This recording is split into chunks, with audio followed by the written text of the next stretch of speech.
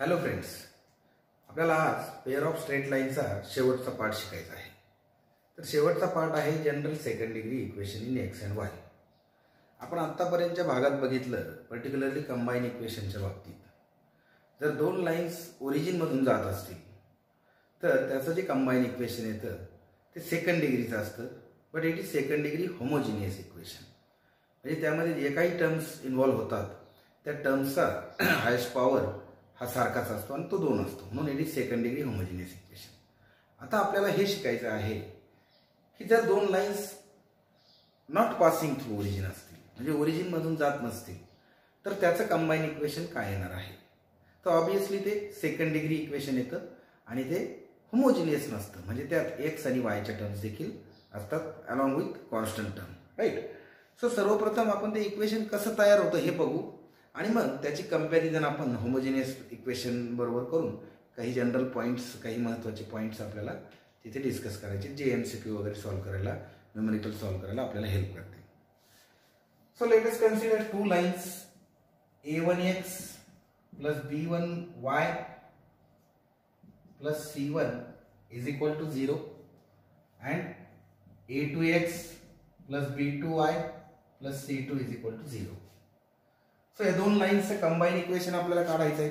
आपली थिअरी आपल्याला काय सांगते, combine equation is a1x plus b1y plus c1 multiplied by a2x plus b2y plus c2 is equals to 0.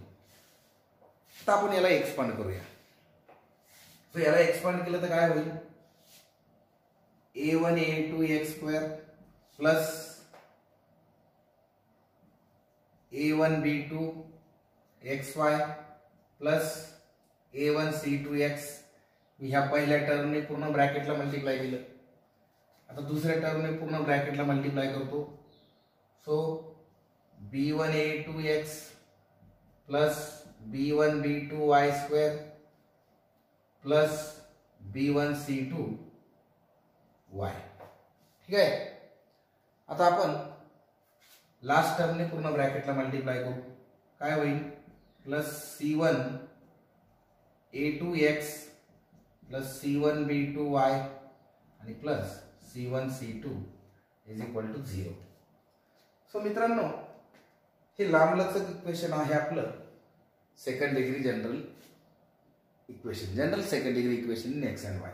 पण याला आपण आणखी थोडं स्टँडर्डाइज करू, राईट. सो आपण काय करू, एक्स वायच्या टर्म एकत्र करू. मग इक्वेशन काय होईल, a1 a2 x square plus a1 b2 plus कुठे आहे दुसरी टर्म xy ची. So here b1 a2 xy he term आपण लिहायला पाहिजे होती. So b1 a2 into xy. ठीक आहे, आपण xy कॉमन काढला प्लस आता x ची टर्म कुठे दिसते, इथे एक आहे, इथे एक आहे. So let us take common x plus c1 a2 x. तसंच y चंही करता येईल, y च्या बाबतीत होईल b1 c2 plus c1 b2 y आणि राहिलं c1 c2. आता इथं आपण एक टर्म आणखी लिहायची राहिली आपली, that is b1 b2 y square आणि प्लस राहिलेलं c1 c2 is equal to 0. ठीक आहे. आता यामध्ये पर्टिक्युलरली a1 a2 ला आपण a म्हणून, या ब्रॅकेटला आपण h म्हणून, या ब्रॅकेटला आपण 2g. तर मी इथे लिहितो लागलं तर let a1 a2 is equal to a, त्यानंतर b1 b2 is equal to b, त्यानंतर xy चा जो ब्रॅकेट आहे a1 b2 plus b1 a2 is equal to, याला मी 2h म्हणतो, त्यानंतर x चा bracket a1 c2 plus c1 a2, त्याला आपण 2g म्हणू. तसंच b1 c2 plus c1 b2, त्याला आपण 2f म्हणू आणि c1 c2 ला आपण c म्हणू. ठीक आहे. So with all this consideration हे इक्वेशन आपलं काय तयार होईल, मग ax square plus 2hxy plus by square plus 2gx plus 2fy plus c is equal to 0. आणि मित्रांनो यालाच म्हणायचं general second degree equation in x and y which represents pair of lines not passing through the origin. ठीक आहे. So हे झालं concept. का दोन लाईन्स जर ओरिजिन मधून जात नसतील तर त्याचं जे कंबाईन इक्वेशन येणार आहे it will be again a second degree equation, but this time this will not homogeneous equation. This will be with the extra terms x, y and c, right? With power 1 and c चा power असेल समजा त्या ठिकाणी variable नाही म्हणजे 0. ठीक आहे. So anyway मग आता आपल्याला इथे काही महत्त्वाच्या गोष्टी लक्षात घ्यायच्या. सो आपलं जे इक्वेशन आहे जनरल सेकंड डिग्री इक्वेशन ते तुमच्या समोर आहे, राईट? मग इथे महत्त्वाच्या गोष्टी काय काय आहेत?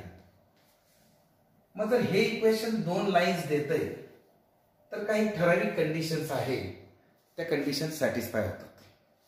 लाईक पहिली कंडिशन सॅटिस्फाय होते या इक्वेशन मध्ये ह्या ज्या टर्म्स आहे ए एच बी जी आणि एफ सी या सर्वांचा मिळून जर आपण डिटर्मिनंट तयार केला तर a b c then g g h h f आणि एफ हा डिटर्मिनंट 0 असतो, राईट? तर ही एक महत्वाची कंडिशन, नेसेसरी कंडिशन आपल्याला इथे मिळालेली आहे. जर दिलेलं इक्वेशन, दिलेलं जनरल सेकंड डिग्री इक्वेशन आपल्याला पेअर ऑफ लाईन्स देत असेल तर हा डिटर्मिनंट 0 आला पाहिजे. आणि हा डिटर्मिनंट कसा तयार केला आपण? एक्स स्क्वेअरचा कोइफिशियंट, वाय स्क्वेअरचा कोइफिशियंट, कॉन्स्टंट टर्म एक्स आणि वायचा कोइफिशियंट आणि एक्स वायचा कोइफिशियंट याचा मिळून डिटर्मिनंट तयार केला.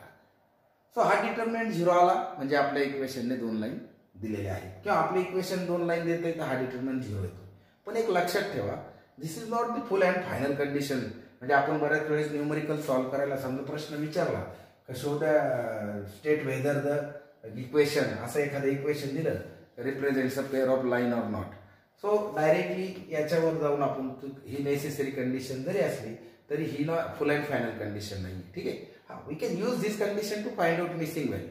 लाईक याच्यामध्ये कुठंतरी एचच्या जागी दुसरा एखादा के पी वगैरे दिलेला आहे ना आपल्याला फाइंड दॅट व्हॅल्यू म्हणलंय आणि त्यांनी आपल्याला क्लिअर केलेलं की इक्वेशन दोन लाईन देते तर मग आपण कम्पेअर करून ती मिसिंग व्हॅल्यू काढू शकतो, राईट? हा आता राहिलं स्किल रिक्वायरमेंट. तुम्हाला हा डिटर्मिनंट सॉल्व्ह करता आला पाहिजे. ही झाली तुमची minimum skill requirement to solve the problem. ठीक आहे.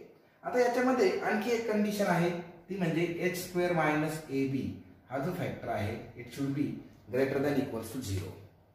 मग याच्यामध्ये परत आपले दोन कंडिशन्स येतात. हा जर 0 असेल तर मग लाईन्स कशा असतील, हा जर ग्रेटर दॅन 0 असतील तर लाईन्स कशा असतील. तर ऑब्व्हियसली हा 0 असेल तर येणाऱ्या लाईन्स पॅरलल असतील.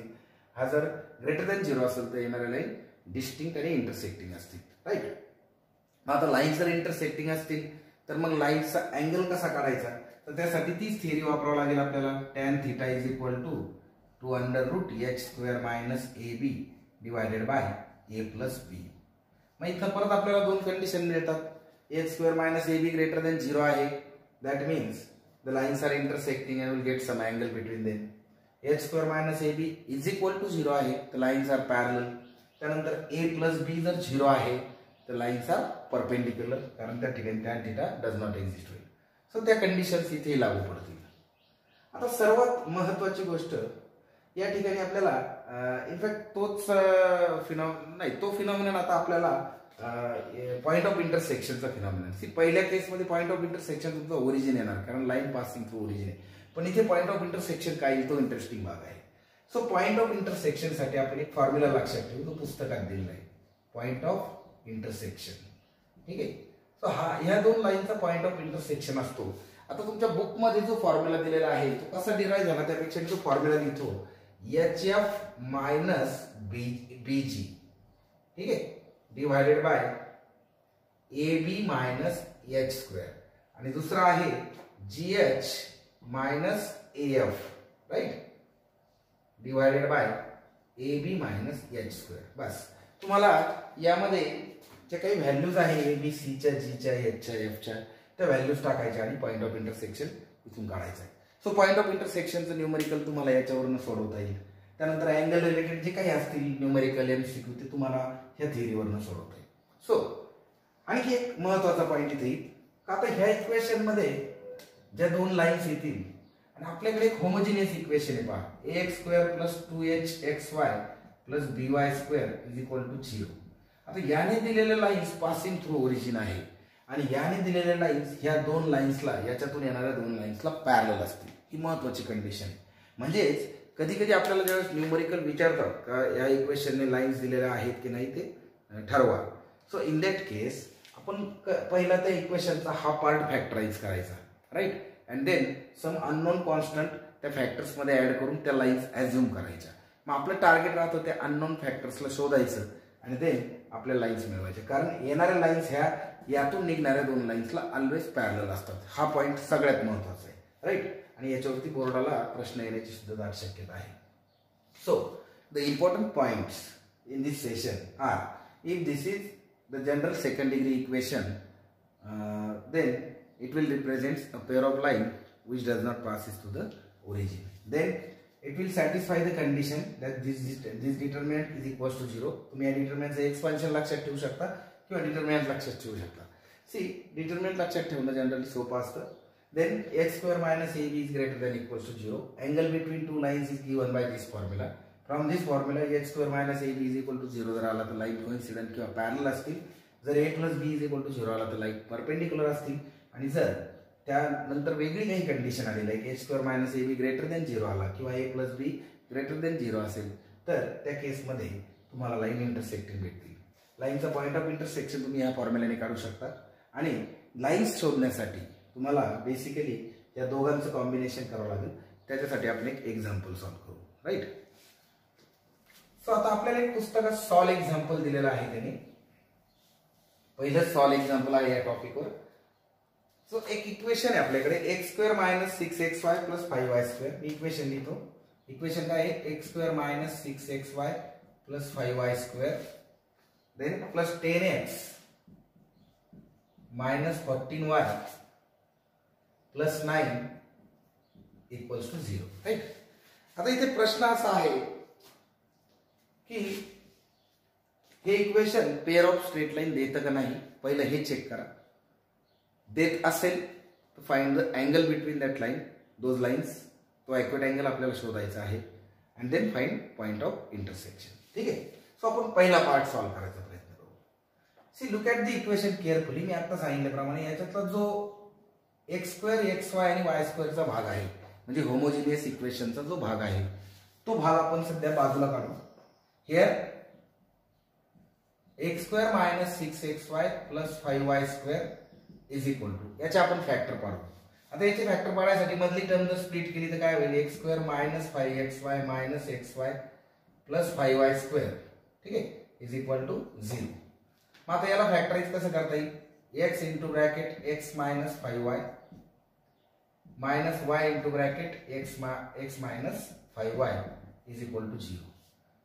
सो जर हे इक्वेशनचा फक्त एवढा पार्ट धरला तर आपल्याला लाईन्स मिळतील x minus y is equal to 0 or x minus 5y is equal to 0, right. So हे एक्झाम्पल रेफरन्स एक्झाम्पल आहे, फार महत्वाचं आहे. कारण आपल्याला हीच कन्सेप्ट वापरावं लागेल, हीच मेथड वापरावं लागेल to decide whether the given equation gives lines or not. Now this is what we have got considering only this much part. मग आता आपण हे इक्वेशनला असं लिहू शकतो. Therefore, x² minus 6xy plus 5y² plus 10x minus 14y plus 9 is equals to. आता इथे मी x minus y plus c and x minus 5y plus k, हे c आणि k ह्या दोन कॉन्स्टंट टर्म मी इथे इंट्रोड्यूस केल्या. Now let us expand this equation. So this equation will become after expansion x² then minus 5xy then minus y into k, sorry minus plus xk आपण multiply करतोय. त्यानंतर minus xy minus minus plus 5y² minus yk then plus cx minus 5cy and plus ck. ठीक है. So let us club the terms. So x square minus 6xy plus 5y square हा भाग आपल्याला पुन्हा मिळेल. आता इथे x ची टर्म आपण एकत्र करू. सो x ची टर्म काय येईल c plus k into x. y ची टर्म काय येईल सो मायनस इथे y ची टर्म आपल्याला मिळणार आहे हा yk आणि हा 5c plus k y and plus ck, right? So आपण काय केलं त्याला x square xy y square ax y आणि कॉन्स्टंट अशा याच्यात मांडलेले. Let us compare. So on comparison what we can see is therefore c plus k is equals to 10 and then 5c plus k is equals to 14, ck equals to 9. आपण याला जर solve केलं याच्यात याला minus केलं तर काय येईल आपल्याला 4c हा k minus k जाईल 14 minus 10 so it is 4 so it will give c is equal to 1 and therefore k is equal to 9. So now we have c is equal to 1 and k is equal to 9 which will satisfy the equation, right? मग आता ह्या value जर टाकल्या आपण इथे मग तर आपल्याला रिक्वायर्ड लाईन्स काय मिळतील. therefore lines are काय येईल त्या x minus y plus 1 is equal to 0 and x minus 5y plus 9 is equal to 0. So given equation gives these lines, right? तर ह्या दोन लाईन्स आपल्याला ह्या इक्वेशन मधून मिळतील. नाउ ह्या लाईन्स आपण मिळवल्या प्लस आपण इथे डिटरमिनंट जर चेक केला तर तो देखील 0 येणार आहे, राईट? आता ह्या दोन लाईन मधले आपल्याला अँगल काढायचा आहे to determine the angle between these two lines. So angle साठी आपल्याकडे फॉर्म्युला काय आहे. So tan theta is equal to 2 under root h square minus ab upon a plus b. So let us put the values. 2 under root h ची value किती घेतलेली आहे आपण इथे h इज इक्वल टू आपला आहे -6. So h is equal to होईल आपला -3 त्याचा स्क्वेअर येईल 9 आणि a आणि b. सो a आणि b is 5. So 9 minus 5 divided by a is 1 and this is 5 6. So it will become 4 by 6 that is 2 by 3. So angle is theta is equal to tan inverse 2 by 3. ठीक आहे. So आपण दिलेल्या इक्वेशनला first part adjust करून दोन factors काढले. त्या factors मध्ये दोन कॉन्स्टंट इंट्रोड्यूस केले. त्यानंतर त्या कॉन्स्टंटला घेऊन आपण परत लाईनचं इक्वेशन काढलं. त्याला दिलेल्या इक्वेशनला कंपेअर केलं आणि मग लाईन्स तयार करून घेतल्या. अँगलचा फॉर्म्युला वापरून अँगल काढला, राईट? आता इथे डिटरमिनंट चेक केला तरी चालेल but that is not the final condition, remember. So he method वापरा. आता राहिलं पॉइंट ऑफ इंटरसेक्शन काढायचं. सो पॉइंट ऑफ इंटरसेक्शन साठी आपल्याला काय करावं लागेल. आपल्याकडे फॉर्म्युला आहे पॉइंट ऑफ इंटरसेक्शनचा. काय आहे तो formula. We know point of intersection is point of intersection is. आता तो फॉर्म्युला तुमचा पाठ पाहिजे. माझा पाठ नसला तरी चालेल, मला परीक्षा द्यायच्या नाहीये. hf minus bg divided by ab minus h square. एक 2-3 वेळेस लिहून पहा. gh minus cf sorry gh minus af divided by ab minus h square. ठीक आहे. सो या फॉर्म्युल्यामध्ये जर आता आपण किमती टाकल्या तर आपल्याला फायनली आपलं आन्सर मिळणार आहे. So let us put the values. So hf किती आहे h आणि f. h आहे आपला -3 आणि f म्हणजे इथे कोइफिशिएंट ऑफ y, राईट? आपला इथे आपण ह्या इक्वेशनला कंपेअर करू. इथे h किती आहे आपला -3. a is equal to 1, b is equal to 5, त्यानंतर g is equal to 5, f is equal to -7 and c is equal to 9. So let us put the value hf. So -3 and -7 that is 21 minus bg.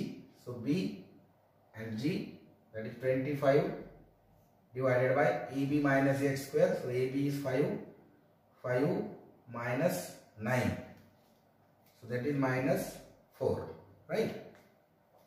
Similarly here, GH, this is 5 into 3 minus 15, and AF, that is minus plus 7 divided by minus 4. So this will become minus 4 by minus 4, and this is minus 8 by minus 4. So the point is 1, 2, right? This is our point of intersection. So problem मध्ये consistently शेवटपर्यंत जाणं महत्त्वाचं आहे. Concept सोपे आहेत, so you can easily solve the problem.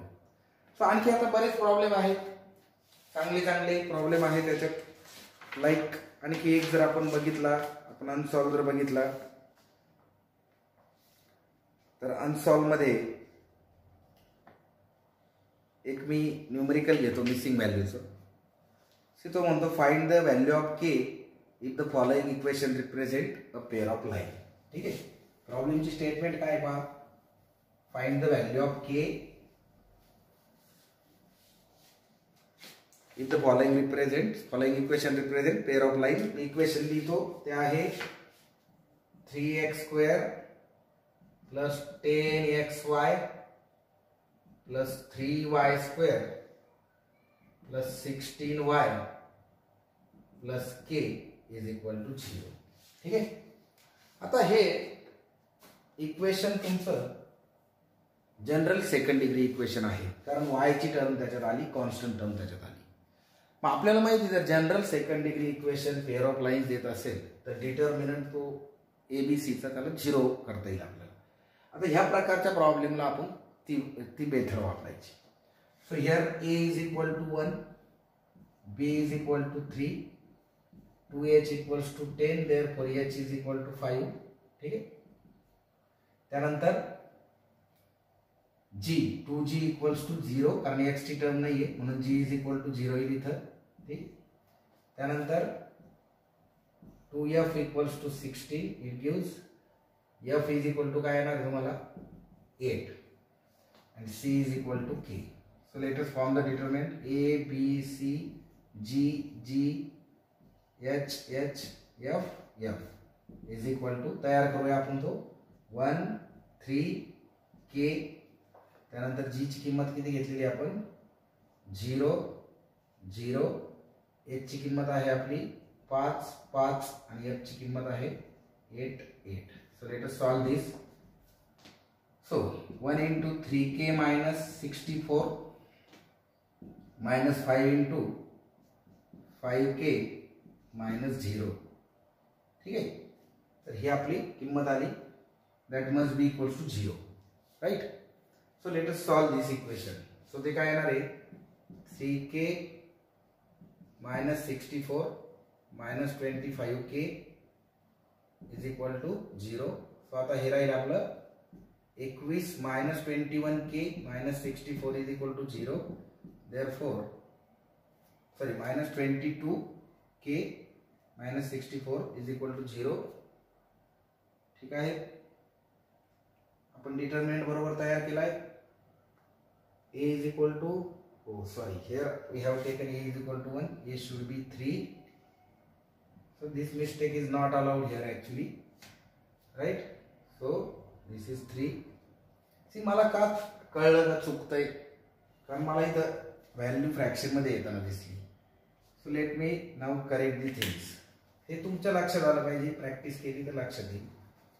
So now this will become, मी इथेच लिहितो 9k मायनस 64 इंटू 3 किती येणार आहे ते 4 3 12 1 192 and minus this 25k.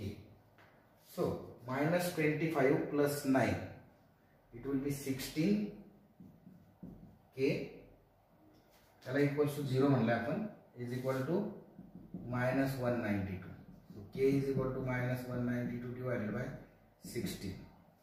पहा कितीचा भाग जाईल आपल्याला 16 1 16 आणि 3 16 2 32. So it is k is equal to minus 12. I don't know whether it is correct or wrong, but this is the method, right? So या प्रकारचे प्रॉब्लेम्स आहेत. So next session will be numerical session on pair of straight line. मी त्यातले काही typical example घेईन. I am expecting exercise from your side. तुम्ही complete करा आणि डिफिकल्टी जर असतील तर मला कॉमेंटमध्ये टाका किंवा you can send me WhatsApp also. Right. So this is how the pair of straight line chapter is given in your book. बुकच्या शेवटी समरी दिलेली असते, त्यामध्ये सगळ्या काही गोष्टी तुम्हाला इन्क्लूड करता येईल. I will try to summarise the total chapter in one lecture. आपण त्याचं एक रिव्हिजन लेक्चर बनवूया सेपरेट, जेणेकरून तुम्हाला रिवाईज करता येईल. सो फॉलो करा आणि कॉमेंट करा. जे तुमचे मित्र असतील त्यांनाही चॅनल सबस्क्राईब करायला लावा आणि try to because see your response will make these lectures more and more value adding. Right? Thank you.